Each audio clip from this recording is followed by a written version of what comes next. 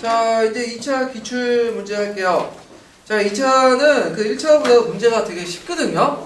그래서 그냥 기본서 정도 내용을 파악을 해두고 그 정리 정도 해주시면 거의 대부분 뭐냐면 맞출 문제예요. 근데 잠깐 약간 까다로운 문제가 몇 문제 있긴 있는데 그거는 주관적인 판단에 좀 들어갈 문제가 역교도 문제에서 관련돼서 나왔는데 2차 같은 경우에는 이제 공부하려면 기본서 내용을 파악해두고 많이 써보세요. 정리해두시고 써보는 게 제일 좋을 것 같아요. 막상 써보라고 하면 또 정리가 잘 안 되거든요. 그래서 정리하는 겸 써보시는 것도 좋을 것 같아요. 자, 그리고 요게 제시된 답안은 절대적인 어떤 답안이 아니거든요. 그래갖고 요거 답안 외에도 다른 답안일 수도 있어요. 정확하게 보는데 제가 예전에 2차 이거 얘기해드리면 좀 그런데 나중에 얘기해드릴게요. 저 디프리 할 때. 왜냐면 요건 좀 약간 비밀사항이 있기 때문에 예, 무슨 말인지 아시겠죠? 예. 자, 그러면 그 1번을 볼게요.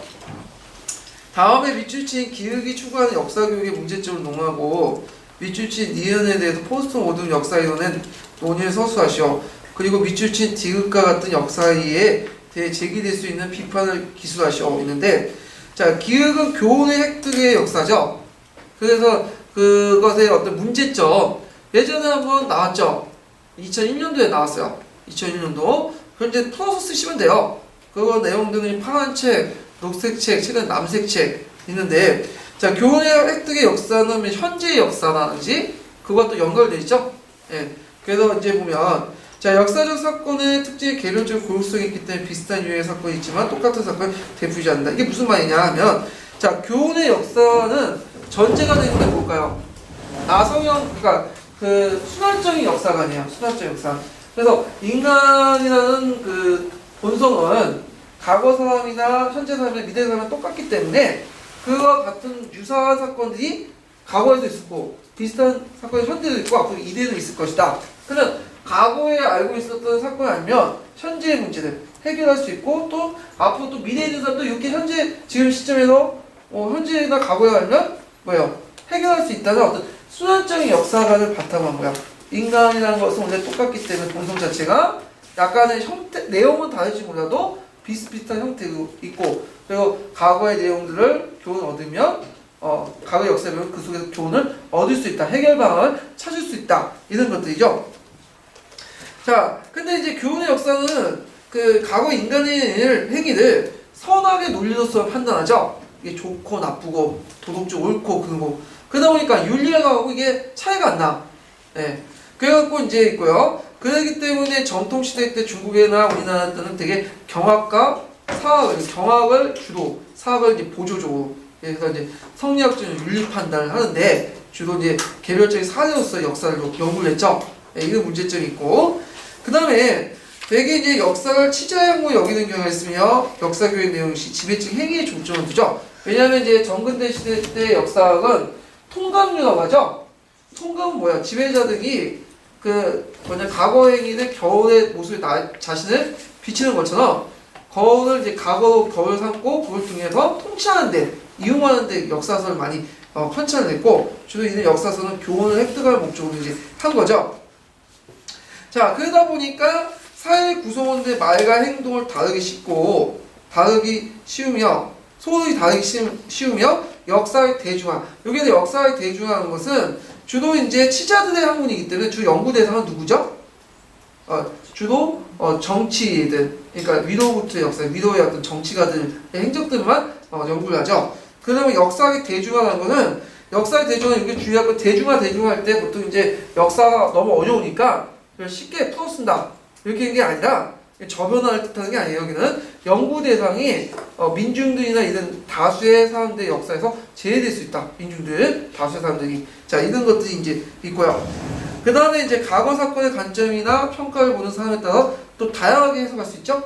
예, 이거는 이제 남색 책에 있는 내용인데, 누구는 이걸 좋게 볼 수도 있고, 또 누구는 이게 나쁘게 볼 수 있고, 똑같은 사건이고, 시대마다 다르고. 자, 그에 대한 반박점들이 또 관련된 책들이 있어요. 근데 여기서 이제 주요 물어보는 게 뭐죠? 그 문제점을 논하시오. 그러니까 문제점만 쓰세요. 더 이상 쓰시면 안 되죠? 네, 거기 플러스 알파 쓰시면 인생이 끝장나고 그러는데 네, 제가 그걸 한번 당해봤거든요. 예, 논문 쓰는데 예전에 그 경기도 논술 있었잖아요. 교육학 논술을 했는데 그 2차 시험 때 뭐 공교육의 문제점, 아니 사교육의 문제점과 공교육의 활성화 방안을 논하시오 했더니 제가 이거 구조적으로 막 다 해갖고 2장까지 쓰고 1200자 쓰라고 하는데 막 쓰고 쓸데없는 내용들 많이 썼어요. 그랬더니 15점인가 16점 맞았어요. 그때 이제 평균점수가 23점인가 24점이었거든요. 그러니까 논술도 그렇고 면접도 땡이고 그래서 11등을 했는데 1차에서 130 몇 등을 떨어졌어요. 예. 그래서 인생이 완전히 벽하고 떨어졌는데 주의하세요. 그러니까 딱 지시한 문장들만 쓰세요. 지시한 문제들. 예, 이게 제일 중요한 거죠. 자, 그 다음에 또 포스트 모더니즘에서 나오는, 그러니까 여기에서 니네가 포스트 모더니즘의 어떤 그 역사 교육에서의 어떤 목적 중에 민족 공동체 역사, 이런 것들 공동체 역사를 강조하는 것도 있죠. 민족주의적인 측면에서. 그래서 이 포스트 모더니즘 민족주의 비판하는 내용들을 쓰라는 거죠. 지금. 그래서 이제 갈색 책에 이게 잘 돼 있어요. 갈색 책 내용에. 그래서 갈색 책 보면 포스트 모더니즘장이 한 장을 차지하고 있어요. 한 3분의 1을. 자, 그 내용을 이제 보면 민족과 계급은 객관적이고 선언적인 존재가 아니다. 여기 계급은 빼야 되겠죠? 민족은 객관적이고 선언적인 존재가 아니라 인간과 언어의 단서를 통해서 구정된 것이고 그 구정된 집단적 정체성이기 때문에 정체성이고 약자와 소수자를 배제할 수 있다. 이게 무슨 말이냐? 우리가 보통 민족에 의해서 뭐 민족과 국가를 위해서 막 그러잖아요. 그럼 민족과라는 국가라는 존재가 우지를 초월해서 예전부터 뭔가가 존재를 하고 있었고 그것이 마치 따라할 당위처럼 이렇게 생각을 하죠. 인식을 하죠. 절대적 진리처럼. 근데 그래서 이거는 우리가 지금 현실 속에 있는 그 무엇인가의 바깥에 있는 어떤 절대적 진리이고 그 예전에 인류 역사가 만들어지기 전부터 존재한 거냐 이렇게 인식을 하지만 실제적으로 따져보면 민족이라는 그것은 객관적이지도 않고 선언적, 그러니까 우리의 경험적이나 이런 것에서 벗어나 있는 어떤 본질적인 것도 아니라는 거죠. 예? 네, 본질적이 아니라는 거. 다만 뭐예요? 인간과 언어의 담론을 통해서 만들어지는 거야. 구성되어 있고. 그러니까 어떤 특정한 시점에 특정한 목적을 위해서 누군가 인공적으로 만들어 놓은 개념들이 그 민족이기 때문에 이건 어떤 시대적인 어떤 맥락과 사회성을 따고 보고 분석하고 비판해야지 어떤 우리가 종교의 어떤 숭배 대상처럼 뭐 원래 절대적인 과학적 진리처럼 이렇게 따라서는 안 된다. 그 내용이에요 지금. 그래서 이제 그 보면 그 포스트 모더니즘에서 민족을 보통 이제 그 민족국가 형성하는 과정에서 만든 상상의 공동체 이렇게 이제 규정을 하죠. 민족이라는 것을. 그 다음에 민족을 너무 강조할 경우에 민족주의를 너무 내세울 경우에서 어떤 문제가 있어요? 사회나 역사에서 민족주의를 내세울 경우에 그 민족 내부에 있는 사회적 약자, 계급 문제나 아니면 그 여성이나 지역 문제 이런 다양한 문제들을 배제할 수 있죠. 그래서 민족이라는 문제로 뭐 사회적 갈등을 완전 봉합시키고 그렇게 이제 하는 근데 이거 주로 독재 정권에서 자주 이제 하죠. 뭐 민족 어떤 사회적 갈등이 있으면 무조건 민족주의를 내서 이제 사회적 갈등을 덮으려고 하는 그런 것들이 이제 있고요. 자, 그 다음에 이제 이 민족주의는 국가주의 성격을 강화시키고 독재 정권을 유지, 합리화, 저항세가 억압하는 그런 성격을 가지고 있다. 물론 반론도 있어요. 왜냐하면 민족주의가 또 독재 정권을 합리화시킨 것도 있지만 또 우리가 보통 이제 5.18 강조한 민주운동이나 할 때 뭘 들고 나와요? 태극기를 들고 나오고 그러죠? 그래서 이 민족주의가 또 독재 정권을 저항하는 상징이야. 그러니까 이 민족주의는 상당히 다양한 모습들을 가지고 있어요. 예, 근데 여기에서 물어보는 거는 포스트 모더니즘 입장에서 이제 민족주의 비판 내용이니까 하고요. 그 다음에 이제 또 관련된 내용이 디귿이죠. 자신이 과거 시대의 인물이 되었다 가정하고 과거 시대의 상황을 돌아 당시 시대의 모습을 이해하는 거. 자, 이건 감정이입이죠. 근데 이 감정이입은 이제 여러 가지가 있죠. 그 중에 역사적 감정이입, 맥락적 감정이입을 뜻하죠. 자, 맥락적 감정이입은 내 입장에서 보는 게 아니라 그 당시 사람들 입장에 돌아서 그 당시 사람들 입장에 돌아서 이제 그 사람들의 어떤 위치, 처해진 상황과 조건 이런 걸 보고 감정이입을 하는 거죠. 맥락적 감정이입, 역사적 감정이입인데 자, 이 역사적 감정이입의 문제점을 보면 자, 역사적 감정이입은 이론적으로 체계화되지 못했다. 이게 남색책에 있는 내용이에요. 이번에 새롭게 나오는. 그래서 그 줄을 보시면 뭐 상상과 감정이입, 공감과 동일시라는 개념도 통일성이 없고 그 다음에 그 뭐냐면 감정이입 단계가 이게 역사적 감정이입인지 맥락적 감정이입 단계인지 아니면 뭐 두 번째 단계였던 뭐 일상적 감정이입인지 아니면 고정 이익의 감정이입 단계인지 고정관념에 이런 것들 명확히 구별할 수 없다는 거죠. 저도 구분이 안 돼요. 예문을 적어놨는데 예문만 읽으면 읽을수록 더 구별이 안 돼. 예문을 좀 잘못 뺏긴 것 같아.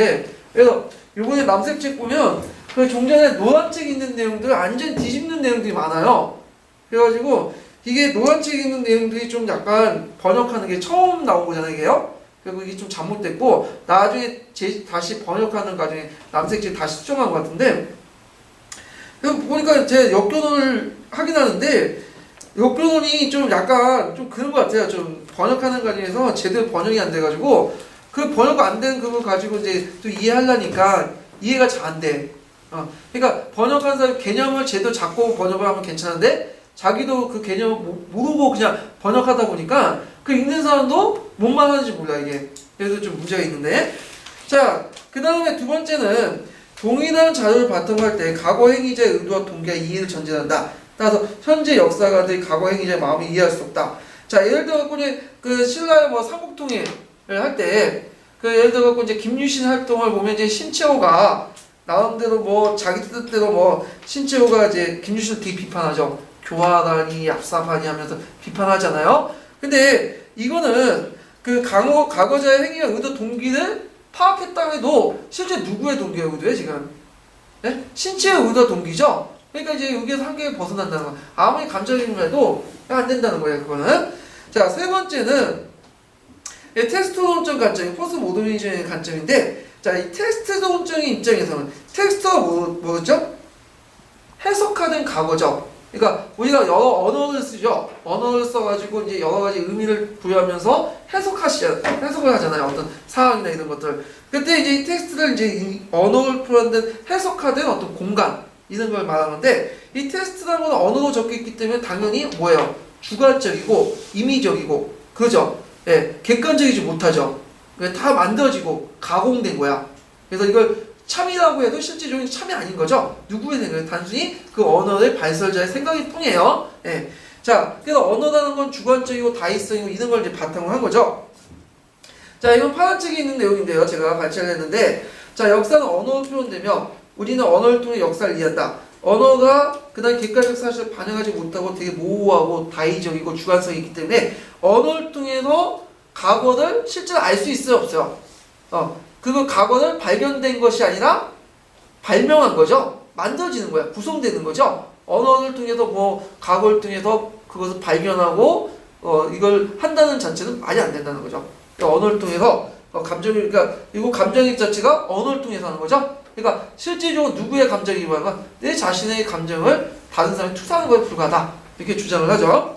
자, 그 다음에 이제 두 번째하고 세 번째는 이렇게 했는데 우리가 보통 이제 어떤 사료를 볼 때 그 사료 자체를 그대로 읽지 않죠. 뭘 해요? 비판적 역사 읽기를 하잖아요. 그래서 그때 이제 그 처해져 있는 어떤 사람의 위치가 어떻고 그 의도가 어떻고 해서 그걸 고려해가지고 구조적인 어떤 걸 고려하고 다 비판적인 읽기를 하는데 자, 그렇게 하더라도 은근슬쩍 뭐냐면 뭐가 개입할 수 있다. 주관이 개입할 수밖에 없다는 거죠. 그 비판하는 사람의 이걸 이제 하고 그 다음에 비판적 읽기를 할 때 우리 또 맥락적 이해를 하라고 하죠. 감정의 맥락적 이해는 뭐예요? 어떤 테스트가 있으면 테스트가 있죠. 자, 테스트가 있으면 이 테스트가 적혀있는 언어와 문자만 가지고 해석하는 게 아니라 콘테스트. 그러니까 이 테스트를 둘러싸는 어떤 사회적인 배경을 알고 해석을 하잖아. 자, 그러니까 이제 해석을 하는데 이게 맥락적 비판인데 이게 제대로 되냐? 이것도 문제라는 거죠. 왜냐면 이 테스트를 둘러싼 맥락적 지식은 콘테스트인데 이 콘테스트는 누가 만들었죠? 인간이 만들었죠? 이 인간이 만든 그 뭐냐면 콘테스트는 누구냐? 언어가 개입됐기 때문에 이게 제대로 맥락적 지식이 안 된다. 그 예를 든 게 이거죠. 얘는 제가 생각을 한 거예요. 자, 그래서 역도는 좀 공부할 때 그 예를 생각을 하면서 공부하세요. 예문이 그대로 있으면 그냥 이해를 하겠는데 예문이 없으면 어떻게 하든 만들어가지고 이해를 하세요.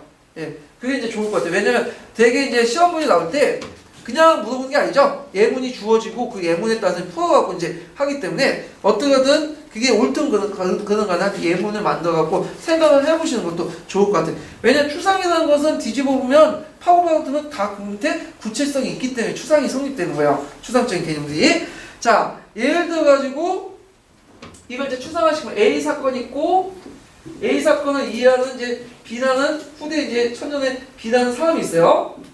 그 B 사람이 A 사건을 테스트라고 하고 이 테스트 그 자체를 쓰이는 A 사건을 그대로 이해하는 것이 아니라 이것도 이해하지만 뭘 또 보죠? 아까처럼 맥락을 보는데 이 맥락은 그 당시 시대적 배경이나 등등 이런 것들이죠. 이걸 콘테스트라고 하는데 좀 어려운 말로 이걸 동원해갖고 이걸 이해를 한단 말이야. 예. 근데 이거 자체가 잘못됐다. 왜? 이 맥락 자체가 뭐죠? 언어가 적혀있기 때문에 이것도 사고다. 자, 예를 들면 자, 삼국사기에 이런 게 있어요. 삼국사기 신라본기에 예를 든 거예요. 제가 이미 들어 400년의 쪼의 기사에 보면 왕의 내문왕 때 얘기해요. 내문왕 때 왕의 말이 무릎을 꿇고 슬피 울었다. 은유주로 표시된 게 있어요. 근데 고대 사회에서 은유주로 표시된 것은 뭔가 뭐예요? 뭔가 그 밑에 밑바닥 어떤 사건이 있는데 이 사건을 말로 표현하지 못하고 은유로 표시하는 게 많거든요. 예, 은유적인 표현이 있어요. 이런 것들이. 그러면 이것이 이제 어떤 의미야? 400년쯤 기사의 의미가. 이걸 이제 알려면 비난하는 사람은 이제 후대 역사가죠. 지금의 역사가. 요것만 보면 돼요? 안 돼요? 안 되죠? 뭔가 맥락을 찾아서 이걸 해석을 해야 되겠죠?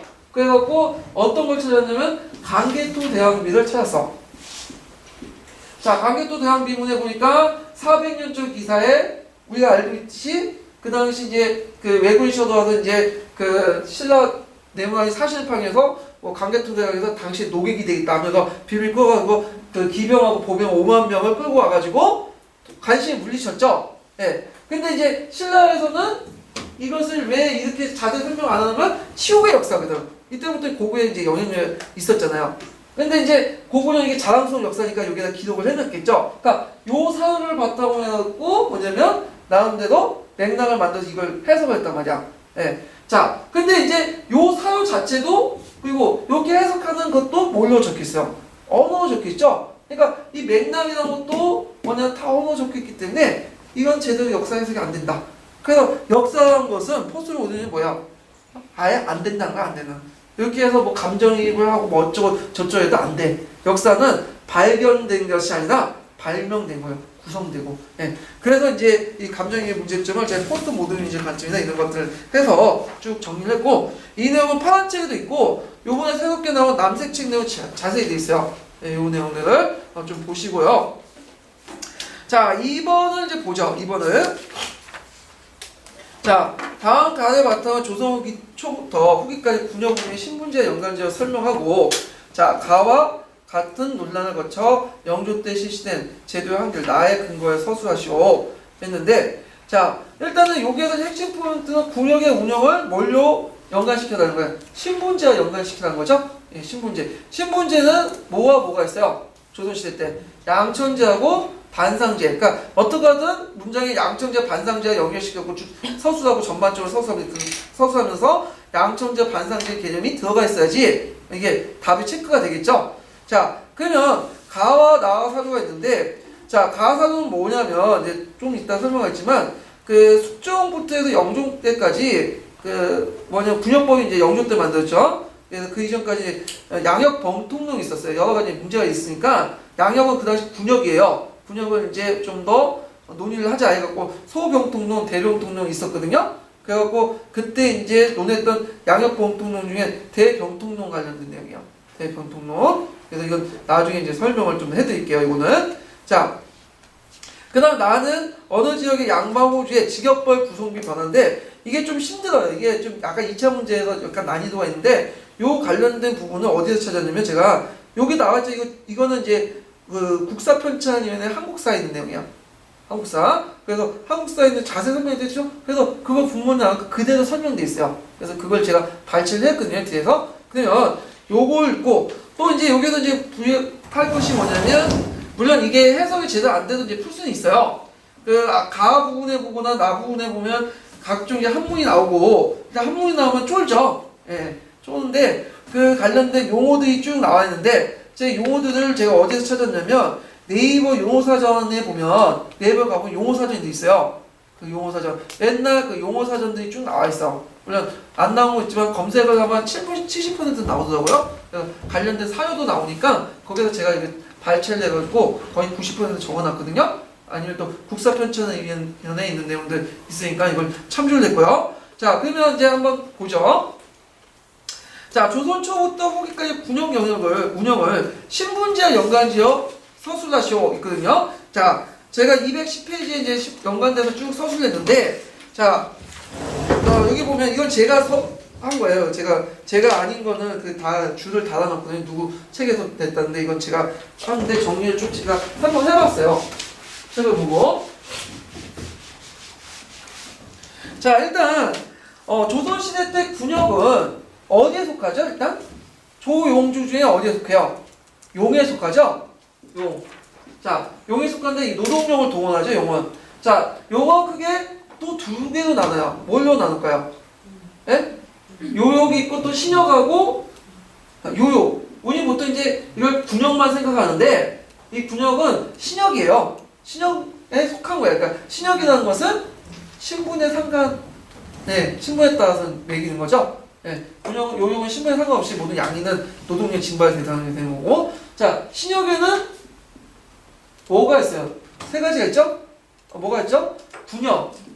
군역은 신분상 양인들만 원칙적으로 하는 거예요. 그러니까 신분제가 여기 들어가 있죠. 군역에는 양인 개병제라는 거죠. 여기서 양인하면 법제상 신분상 양천제 양인들만 하는 거예요. 그러니까 실제로 원칙상 노비는 군역을 안 지는 거죠. 네. 그 다음에 또 뭐가 있어요? 직역. 그 다음에 또 뭐가 있죠? 네? 천역이 있죠? 자, 이거는 남자만 하는 거고, 이건 남녀가 같이 하는 거고, 이건 공노비만 대상하는데, 자, 직역하고 군역은 서로 연관돼 있어요. 네, 오늘날도 그렇지만, 이제 군대 가는 대신에 동사무소에서 일을 하거나, 아니면 산업체에서 일을 하거나, 그런 게 있죠? 그래서 그 당시 마찬가지고, 관리가 되거나, 그 다음에 유생들, 그러니까 요게 유생이라는 거는 한국의 교생이라든지, 서원 원생이라든지, 등등등. 그리고 또 예를 들어 공인들 동원당하죠? 공장은 동원당하잖아. 그럴 경우에는 직역을 짊어져. 자, 이 직역을 짊은 사람들 군역을 담당할 필요 없죠? 근데 군역하고 서로 연관돼 있거든요. 예. 그래서 이제 이렇게 있고, 하여튼 군역이라는 자체가 신분자 연관된 양천지와 연결됐다는 걸 좀 기억을 해주세요. 신역의 일종이기 때문에. 자, 그러면 이것이 어떻게 이제 변천됐냐? 자, 조선 초기 때부터 보죠. 조선 초기. 조선 초기는 삼분법에 입각한 몇 세기? 15세기죠? 네, 15세기. 자, 초기 때는 처음에 봉족제죠? 봉족제. 자, 봉족제는 뭐와 뭘로 나눠요? 네? 봉족하고 정격.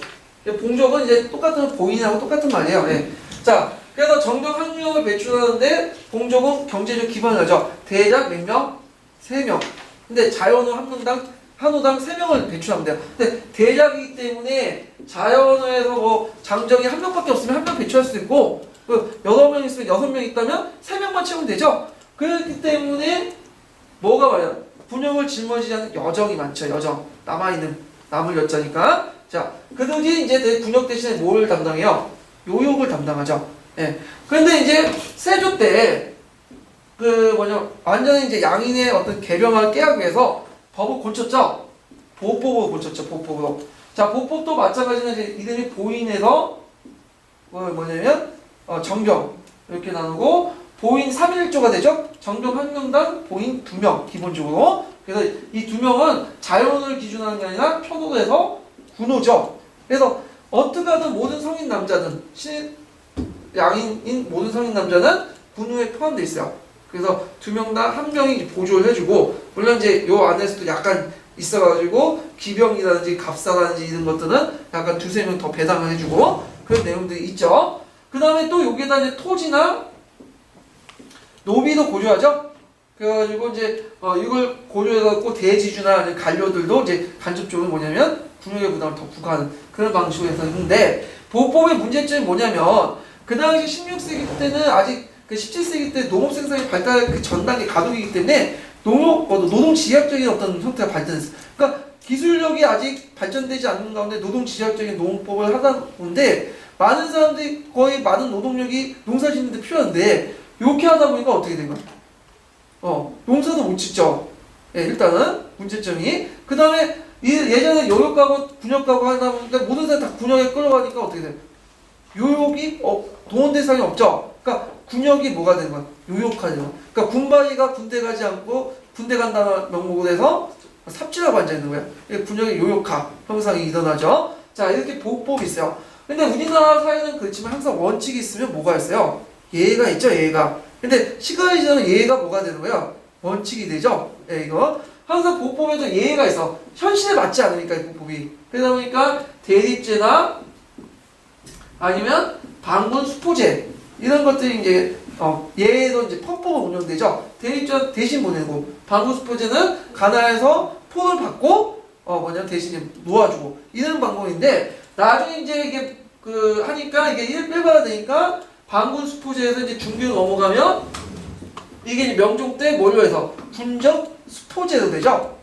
자, 군적 수포제는 1년에 2필 아니면 16개월에 뭐 2필 이런 식으로 이제 하는 게 이제 군적 수포제인데, 자, 군적 수포제를 하면서 이제 어떤 형상이 나왔냐면 이것이 하면 반상제가 강화됐어요. 반상제가 16세기 때부터 원인됐고, 왜 그러냐면 요 군역은 원래는 원래 양인이죠. 양인은 신분상 모든 양인은 다 해야 되나. 그러니까 양반도 군역을 져야 돼요, 원칙상. 근데 이 16세기 들어가면 이제 반상제가 강화되고 이 군적수포제가 이제 실시되면서 이때 이제 은근슬쩍 뭐냐면 양반들이 이제 군역을 짊어지지 않게 돼요. 그러니까 누구만 일반 평민들만. 그래서 이게 양역이 된 거야. 양역화된 거죠. 양역화라고 여기는 신분상 양인이 아니라 여기서는 일반 평민들 양역이라고 하죠. 양역하고 빠지죠. 양반은 왜 빠지냐? 왜 빠져? 물론 관리가 되면 빠진데 모든 사람들이 진사 합격하고 뭐 관리하고 합격하고 그런 건 아니죠. 진사 합격하기도 되게 힘들어요. 뭐 전 인구의 뭐 0.1% 정도밖에 안 돼요. 그거는. 네. 그렇기 때문에 되게 어떤 식으로 이제 빠지냐면 학생으로 이걸 이제 뭐라고 하냐면 유학이라고 해요. 나중에 이제 하겠지만 뒤에 앞에 유학이라고 하죠. 유학. 이게 이렇게 쓰나? 잘 한번 쓰거든. 이거 심리학잖아요. 학문의 힘쓰는 사람 유학이라고 하죠. 그래서 관리가 안 된 사람은 교생인이 원생 해가지고 한국의 교생이나 원생이나 등록돼갖고 유학생 해갖고 공부하는 사람 빠져요. 이 사람은. 그러니까 양반이라고 합치는 사람들은 이게 유학을 가는 넘치고 빠지니까 양반들은 이제 군대 안 가는 게 당연하게 된 거야. 특권화된 거죠. 그래서 이로써 이제 반상제가 강화되죠. 반상제는 사회적 신분이죠. 예. 그래서 반상제가 강화되면서 오히려 이제 17세기 들어가면 반상제가 좀 강화되는 양반의 지위는 올라갈까요? 떨어질까요? 떨어지죠. 왜? 비대의 관계죠. 이거는. 왜냐 반상제가 강화되면 강할수록 너도 나라니 개나 소나 뭐예요? 양반이 되려고 하겠죠. 그러면 어떻게 되겠어요? 양반의 지위는 격화되죠. 그러니까 우리가 이제 여성들 백 같은 거 보면 명품 좋아하잖아요. 근데 너도 나도 막 명품 한다고 하면 거기 짝퉁이 생기고 또 거기에 맞는 회사가 돈을 벌기 위해서 또 많이 찍어내죠. 그럼 명품 가치가 어떻게 떨어지죠? 이건 마찬가지예요. 자, 그러니까 이제 영조 때 군적수포제가 실시되면서 이제 여러 가지 또 문제가 생겼죠. 여러 가지 인징이라든지 족징이라든지 항구청청이라든지 등등 총액제 여러 가지 문제점이 생겨나니까 이거 안 되겠다. 그래서 수중 때 양역 병통론이 일어나죠. 그래서 그 책에 보시면 뭐와 뭘로 나눠요? 대병통론하고 소병통론 이렇게 나누죠. 자, 대병통론이라는 것은 종전 원래 취지대로 양반들도 군대 가는 식으로 이제 양인계병제 입각해서 하자. 자, 그래가지고 그 내용들 보고 있으면 있고 그 중에 대표적인 게 양역병통의 대표적인 게 이제 대병통론이고 대병통의 호포론, 결포론, 유포론 이런 내용들이죠. 자, 대병통론이 그런 내용이고 자, 근데 이건 신분제 개혁하고 어떤 지주전을 개혁했기 때문에 양반들 반대가 심했고 그 당시 양반들이 어떻게 천한 것들과 같이 군역의 의무를 지냐 하면서 반대가 심해갖고 안 됐죠. 그래갖고 주로 이제 소병통론이 채택이 됐어요. 자, 소병통론은 주로 이제 뭐냐면 그 양반 신분제 건드지 않고 어떤 군역의 합리화 이를 깨가지고 하자. 그래갖고 이제 뭐냐면 그 간필해주는 그런 방향이겠죠. 그래서 2필에서 1필로 하고 그 부족한 것을 어용성세나 결작이나 이런 것들을 메꾸잖아요. 그렇지만 이것이 이제 나중에 시간이 지나면서 어떻게 돼요? 결작이 일반 농민들에 전가되고 또 원래는 그 전체 총액제를 실시했는데 원래는 그게 문제가 되는 군 총액제를 실시했죠. 근데 그 군 총액제가 이제 또 뭐냐면 더 장수가 늘어나서 총액 예수가 들어가서 문제가 됐죠. 총액제 아시죠? 군총제. 그래서 군총제는 전국 단위의 군총제를 실시했어요. 군총제가 뭐예요? 일단 지정을 하죠. 요번에 군대 수를 100만으로 유지한다. 그럼 100만에 맞춰가지고 세금을 지역마다 이제 인구 비례해갖고 나누죠. 근데 실제 100만은 안 되고 인구 뭐 5만 정도 유지하고 나머지 95만의 군비를 걸어갖고 재정을 쓰는데 이게 문제가 생기니까 이제 군 단위의 뭐 총액제를 실시하죠. 근데 이 군 총액제도 문제가 생겼어. 왜냐면 군수가 오면서 이 총액제를 수를 늘리죠. 우리 군에는 뭐 병력이 한 2만 명 필요하다. 그래가지고 실제 운영은 뭐 2만 명도 아니죠. 뭐 1000명도 운영 안 되면서 그 19,000명의 그 군필을 그냥 강제로 걸어가지고 어떻게 돼요? 그걸 쓰고. 그러니까 원래는 1년에 1피지만 요게 부족하면 어때? 더 걷죠? 플러스 400. 무조건 총액을 맞춰야 되니까. 이런 문제점이 생긴 게 되고요. 예. 자, 그래서 이제 이것이 나중에 19세기 때 3정의 문란이 되고 군정의 표사 이렇게 했다는 거. 그래서 이게 그 아까 말한 것처럼 뭘 계기로 해갖고 이제 반상제가 강화되는 계기가 됐어요. 예? 그래서 군적 수포제. 그래서 군적 수포제 반상제 강화. 양반만 이때 군역의 의문신. 이걸 연결시켜서 이제 서술을 해야지만 답이 채점이 될 것 같아요. 예, 이해되시겠죠? 자, 그러면 다시 앞에 들어와서 나를 이제 푼을 보죠. 이거는 그 국사편찬위원회에 있는 내용들을 이제 도표화시킨 거예요. 여기서 그대로 내진 않고. 자, 여기 직역이 있는데, 자, 그 보통 조선사에서는 국가관료는 처음부터 끝까지 반상제 인정했어, 안 했어요? 안 했죠? 예, 사회적 신분 반상제는 인정하지 않고 되게 양천제에 입각해서 이제 했고, 저 양천제에 이제 입각했고 이제 큰 범주에서 양반호라는 것을 했어요. 근데 요때 양반호라는 건 주의할 것은 실제 사회적 양반도 있겠지만 대부분 이때 양반이라는 것은 직역을 짊어지는 사람은 다 양반이에요. 양반. 그러니까 우리가 보는 간에 속하는 양반도 있고 문무관에 그 다음에 리에 속하는 중인계층의 양반도 있고 뭐 어떤 공명청이나 이런 것들 다 받은 사람도 양반 속해요. 예, 군역을 담당하는 사람도. 그러니까 이걸 이제 양반어가 묶었는데, 자, 그렇지만 이제 그 직역을 가지고는 판단할 수 없는 문제죠. 그러니까 그 구체적으로 이제 큰 범주의 직역보다는 이제 개별적인 이런 조그만 직역들을 가져서 이제 양반의 분류를 이제 해야 되는데, 되게 이제 사회적인 양반이라고 이제 하는 그 양반들은 우리가 양반호라고 통칭해서 보는 게 아니라 그 직역별로 세분화된 또 혼역도 있거든요. 그 중에 몇 개의 직역을 담당하는 사람들을 뽑아서 이제 사회적 양반 직업하고 인정받는 직역하고 친분을 이제 연결시켜 봐야 되겠죠. 그래서 우리가 교과서 양반호라는 것보다는 그 구체적인 직역들 있죠. 통칭보다는 구체적인 직역들의 내용들을 분석하고 몇 개의 직역들을 뽑아갖고 그 당시에 사회적 양반은 이런 직역 안에 들어가는 사람들이 양반이다. 가정을 해놓고 논문을 쓸 때 이 직역들을 다 뽑고 정리를 하고 그 중에 이 양반 전체 직역 중에 몇 퍼센트의 것이 어떤 직종에 속해 있는가 이걸 이제 조사를 한 거예요 논문에서요. 예. 자 그러면 여기서 좀 용어 정리를 좀 해보면 자 일단 사회적 양반의 개념은 뭐예요? 일단 사회적 양반은 적어도 자기 그 할아버지나 그 아버지 그러니까 할아버지 때 안에서 3대나 4대 안에 적어도 뭐야 생진가나 진사가 소가 정도는 합격한 사람이 나와야지만 양반이에요. 관리가 되거나 문무 관리가 되거나 무슨 말인지 아시겠죠? 그래서 양반인데 자 그러면 이와 이제 기준에서 좀 보면 자 여기에서 이제 그 대품직이 있어. 대품직은 뭐냐면 가계 및 가족의 신분 범위가 양반 신분인자. 그러니까 대품직이라는 가운데 품자가 있죠. 품간이죠. 품간. 그러니까 적어도 1품에서 9품간까지 들어가는 문무 관리들. 그러니까 니들 말하는 게 아니에요. 니들. 예. 적어도 자기 할아버지가 9품 이상은 안에 들어가는 사람들 양반이라고 하죠. 예. 그러니까 이 양반이라는 것은 고려시대의 양반의 범위가 약간 벗어나지만 오리지널 양반의 범위죠. 요거는. 자, 그 외에도 또 양반의 범위가 뭐냐면 생진가나 뭐냐면 그 진사가, 생진이라고 하죠. 생진 급제자들.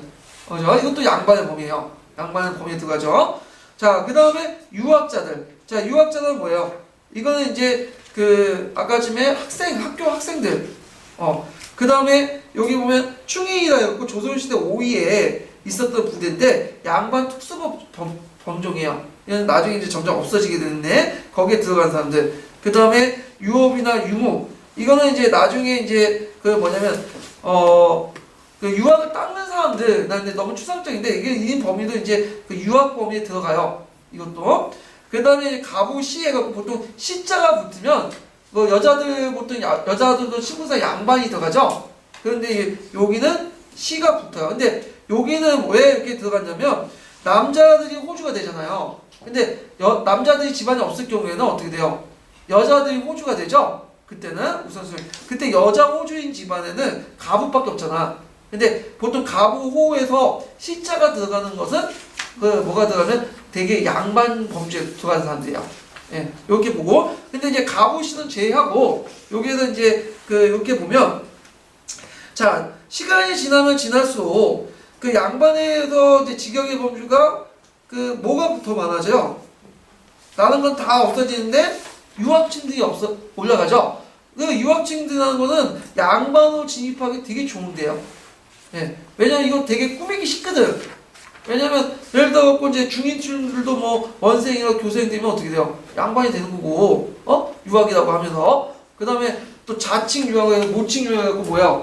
저기 먼 거 거제 원래 A라는 동네 갔다가 저 먼 지역에 B다 가서 나 예전부터 뭐 서원생이다 뭐냐면 그 뭐 학교생이다 이렇게 떠벌리고 다니면 그 당시에 뭐 컴퓨터도 없잖아. 얘가 뭐 어떤 학교 졸업했는지 어떤 서원에 있는지 모르잖아요. 그러니까 양반이 되는 거예요.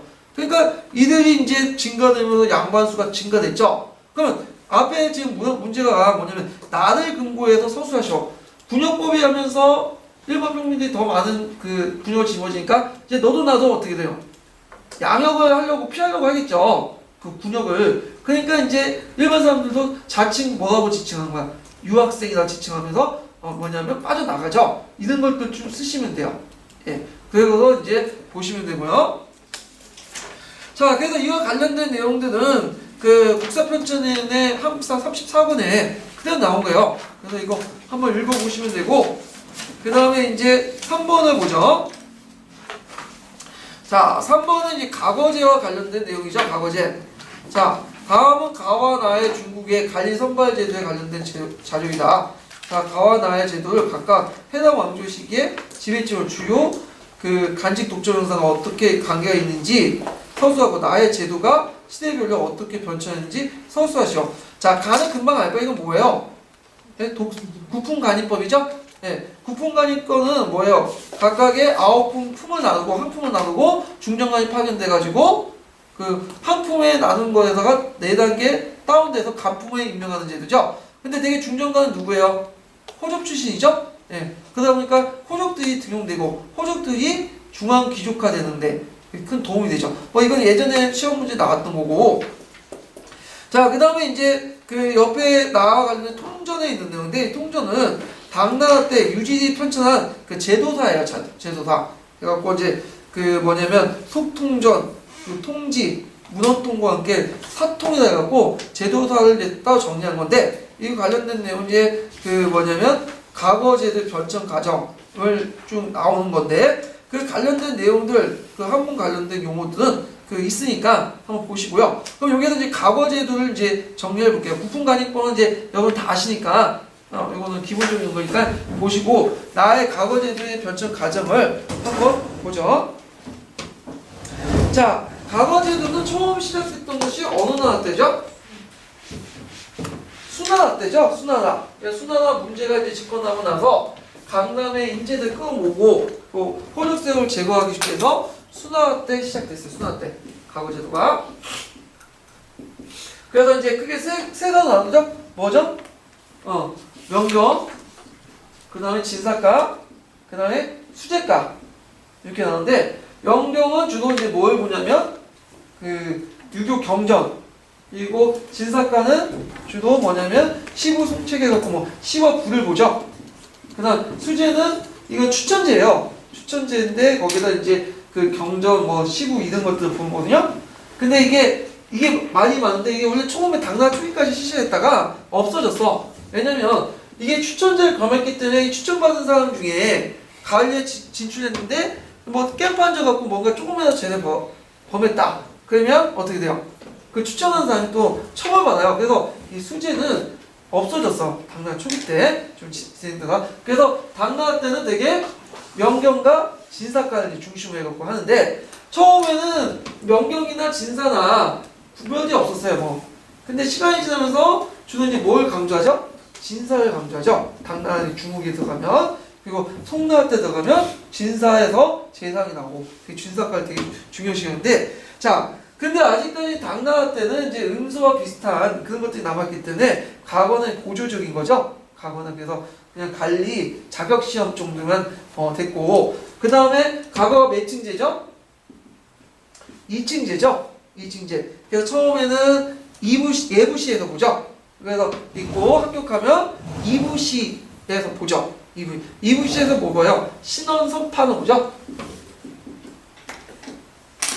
자, 신원서판은 뭐야? 신원은 몸가짐, 어는 말하는 거, 서는 글씨, 파는 이제 보통 이 지방과는 많이 파견되기 때문에 그 주로 이제 판결 이런 것들을 이제 봐요. 근데 이런 것들은 주로 신원서까지는 뭐 말하고 몸집 이런 것들은 주로 이제 문화자본이라 해갖고 아비투스하고 뭐 해서 그 주로 이제 귀족 계급들이 평소에 익혀야지만 할 수 있는 거죠. 그리고 되게 이제 그 뭐냐면 감독관들이 되게 뭐예요? 귀족들이잖아.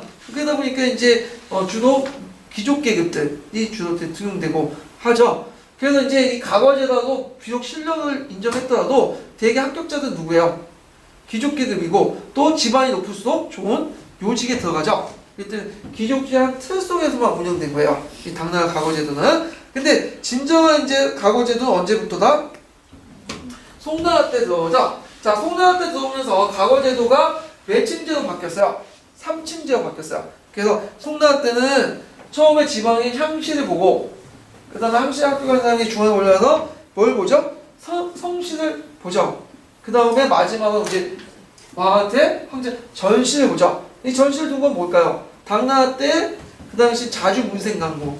자주 문생강기 아시죠? 그래서 자주는 시험감독관, 지공거라고 하죠. 그 밑에 있는 그 문생은 시험 본 사람. 그래서 합격을 하면 저 자주 시험감독관이 그 사람을 보증을 써주고 그래서 서로 밀어주고 끌어주고 이 당파가 형성되니까 차라리 이걸 막기 위해서 전시제를 두죠. 그래서 성시에 일단 합격한 33명을 우리나라 똑같아요. 각각, 을가, 병가로 나누죠. 이렇게 세 명하고 서열을 정하죠. 누가 서열 정해줄까요? 황제가. 그래서 황제가 직접 자주가 되는 거고 이제 일반 신하들 문생을 둬서 그래서 이제 자주 문생관계를 없애서 당파를 없애려고 했지만 실제로 이게 안 됐죠. 예. 왜냐하면 성시에서 다 또 자주 문생관계가 형성이 됐기 때문에 그냥 안 됐는데 하여튼 황제권을 강화시키는 방향이 됐고 그 다음에 이부시가 폐지됐죠. 이부시가 폐지되면서 이제 예부에서 통합해서 이제 시험을 보고 그 다음에 이부시가 폐지되면서 이제 능력 중심으로 이제 바뀌게 되죠. 그리고 공정성을 강화하기 위해서 뭐와 뭘 실시했죠?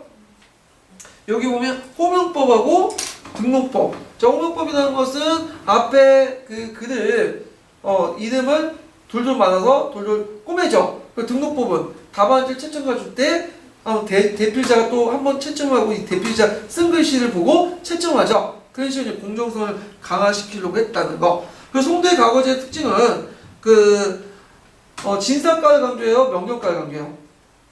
경악을 강조해요, 시부를 강조해요. 시부를 강조하죠. 예, 경악은 달달 외워가지고 쓰는 거고 시부는 나는 머리를 생각해갖고 창조를 가지고 이제 쓰는 거잖아. 그래서 송대에 되게 과거 합격자 출신들이 뭐냐면 관료이자 학자가 되는 거예요. 이때부터. 예, 그런 거죠. 그런데 이제 잠시 왕왕선에 이제 뭐냐면 개혁 때 신법 때는 경악 중심을 이렇게 하는데 잠깐 동안이고 자, 그 다음에 송이 넘어가고 나서 원나라 넘어가죠. 원나라 과거제를 실시했어요, 안 했어요? 실시했죠. 거의 실시하지 않지만 실시했어요. 예. 그래갖고 그 교과서에 보면 이렇게 기술돼 있죠. 원나라 과거제를 실시했는데 그 과거제 실시한 건 목적이 뭘까요? 한인들이 불만이 많으니까 그걸 무마시키기 위해서 보조종을 실시했고 주로 지방간 등 하급 관리를 뽑는데 주로 사용했죠. 예. 그래서 이제 일부라도 실시했지만 이게 실시하지 않은 건 아니에요. 거의 실시하지 않았다는 건 맞지만 실시하지 않은 것은 아니에요. 그래서 주로 이제 실시를 주장했던 사람이 충성왕. 충성왕이 이게 우리나라 충성 있죠? 원나라 가서 이제 실시를 주장해서 이때부터 실시가 됐어요. 예, 잠시. 그 다음에 다시 이제 중요한 시험으로 바뀐 게 이제 언제 때죠? 예, 명나라 때. 자, 명나라 때 이제 하면서 복구주의니 뭐 하면서 이런 정치가 이제 피면서 과거제도가 중요한 정책이 됐는데, 자, 명나라 때 또 과거제도는 종제 당송 때 과거제도가 틀려요. 왜냐면 이제 여러 가지 틀린데, 첫 번째는 뭐냐면 학교제도와 아주 긴밀하게 연관돼 있어. 연계돼 있죠. 그래서 적어도 부, 주, 현학 각각 지방학교에 졸업한 사람 중에 우수한 사람들을 이제 보통 뭐라고 하는데 동생이라고 하는데, 그러니까 졸업생 중에 동생 중에 뭐냐 뛰어난 애들만 과거를 볼 수 있는 자격을 줘요. 국자감이나 이걸 이제 그 과거를 볼 수 있는 자격을 가지고 있는 사람을 뭐라고 하냐면 생원이라고 하죠. 항시에 과거를 볼 수 있는 자격을 가진 생원이라고 해요. 아니면 국자감생을 또 감생이라고 하죠. 감생. 그 생원이 감생들이 뭐냐면 그 향시 응시에서 합격을 하면 그 다음 단계가 뭐예요? 이제 해시죠. 중앙에서 볼 수 있는 해시. 자, 해시인데 이 해시를 볼 수 있는 자격을 가진 사람은 뭐라고 하냐면 거인이라고 해요. 거인. 예. 그 다음에 이제 그 해시 합격한 사람에서 이제 전시를 보죠. 그 전시는 되게 이제 갈려들 하는 건데 떨어뜨리지 않고 보는 건데 이 전시를 볼 수 있는 사람을 진사라고 하죠. 진사. 자, 이렇게 생원, 감생, 거인, 진사는 송나라 때도 있었어요. 근데 이때 이제 그것은 주로 이제 명예직이죠. 한 대에서 뭐딱 일시적인 칭호에 불과하고, 근데 이때 칭호들은 평생을 가요. 평생을 가고 실질적인 권력을 가지고 있죠. 또 특권을 가지고 있고, 이 정도 생원 정도 되거나 거인 정도 되면 과거에 정식적으로 합격하지 않았더라도 조그만 지방에 말단 간직도 될 수 있고, 그 다음에 일부 명예권이나 가벼운 죄 같은 거 면할 수도 있고 그런 권한들을 갖고 있어요. 그렇기 때문에 이런 신사계층들이 나중에 이런 특권을 바탕으로 뭐냐면 나중에 이각고를 밀어내고 사회 중요한 계층이 되고, 이들이 이제 명청시대 때 주요 계급이 되죠. 그러니까 학교제도에 연관되고 이걸 통해 또 신사계층과 연관되고 황성배군과 또 연관되는 게 그 명대 가구제 특징이고, 두 번째 또 가구제 특징은 뭐냐면 그 명대 가구제는 시부를 폐지했어요. 송나라 때 시부를 되게 중요시했잖아. 뭘 중심이죠? 경학 중심이에요. 경학 중심. 복고주의라고 이렇게 하는데, 요때 복고의 대상은 송나라 때 전반적인 복고가 아니라 아까처럼 아한성 때 잠깐 경학을 중시하는 가구제를 실시했죠. 이걸 이제 복고를 시키는 거야. 무슨 말인지 알겠죠? 자, 그 다음 세 번째는 뭐냐면 팔고문을 강조했죠. 팔고문. 이 팔고문을 왜 만드냐? 이거는 그 누구냐 명나 그 홍무제, 그러니까 주원제에 만드는데, 주원장이 예전에 그 중이었어. 승려였기 때문에 이 사람이 이제 제일 싫어하는 글자가 뭐냐면 제일 글자 빗강이에요. 빗강. 빗강이죠. 강. 제가 발음 안 되는데 왜냐면 그 중도의 머리가 이게 빡빡 깎잖아. 그러면 햇빛의 빛이 뭐야? 반짝반짝 빛나죠? 이런 것들. 자, 이런 것들 되게 싫었어요. 그 외에도 몇 글자가 있는데 뭔가 이제 막 과거 시험을 책처럼 뭐 빗강에서 거나 뭐 어떤 자기가 싫어하는 글자가 들어가면 잡아서 막 족치고 죽이고 그랬어요. 이 문자옥이라고 해요. 청나라만 있었던 게 아니라 홍무제도 있었어요. 그러니까 신하들이 덜덜 떠니까 문자 하나 가지고 뭐라고 하니까 이제 그 황제한테 찾아가서 과거 시험을 어떻게 봐야 되는지 좀 양식 좀 알려달라고 그런 거죠. 그러니까 이제 홍무제가 딱 자기가 이제 홍무제 좀 글 좀 알아야 이 사람도. 그러니까 알겠다 하면서 제시한 게 팔고문이에요. 팔고문. 그래서 이 팔고문 형식에 딱 맞춰서 글 써야 되는데, 되게 이 팔고문을 잘 쓰려면 보통 이제 13경이라고 하죠. 이 13경을 달달 외워야 돼. 외우고 그걸 이제 사용해갖고 각각 절마다 그 글자 수를 맞춰갖고 딱딱 써야 되는 거죠. 그러니까 글을 잘 짓거나 어떤 창의적 사고방식이나 이런 것들을 해서는 안 돼요. 네. 그러다 보니까 이 8공문체를 익히려면 적어도 과거 시험을 합격하려면 적어도 50세 정도. 빠르면 40세. 적어도 통상 50세. 그래서 50세에 거의 합격하고 그 사람들이 이제 노년을 바라보는 합격하면 뭐겠어요? 일하겠어요? 안 하죠. 그러니까 팅가 놀고 갈 일이 이제 말이 안 되죠. 명청시대까지 계속 갔어요. 그래서 보통 이제 학문의 뜻을 가지고 있는 사람들은 8공문체보다는 그 과거 시험을 이제 그 시간에 이제 공부하는 것보다는 따로 이제 공부를 하기 시작이죠. 그래서 성리학 외에도 뭐 양명학, 고주학 이런 것들 하면서 이때부터 이제 명청시대 때 가면 관리와 학자가 분리되기 시작해요. 학자가 되기 위해서는 절대 8공문을 공부하면 안 되죠. 이거는 시간 너무 많이 걸리잖아. 이쪽에 8공은 기술이죠, 기술. 뭐 인고 시험도 이거와 비슷한 것 같아. 수능이나 뭐 우리는 고시나 이런 것들이 폐해가 여기서 나오는데 그것 때문에 과거제도가 완전히 뭐냐면 이제 그 새로운 생각을 못하도 완전히 만드는 그런 시험으로 바뀌었죠.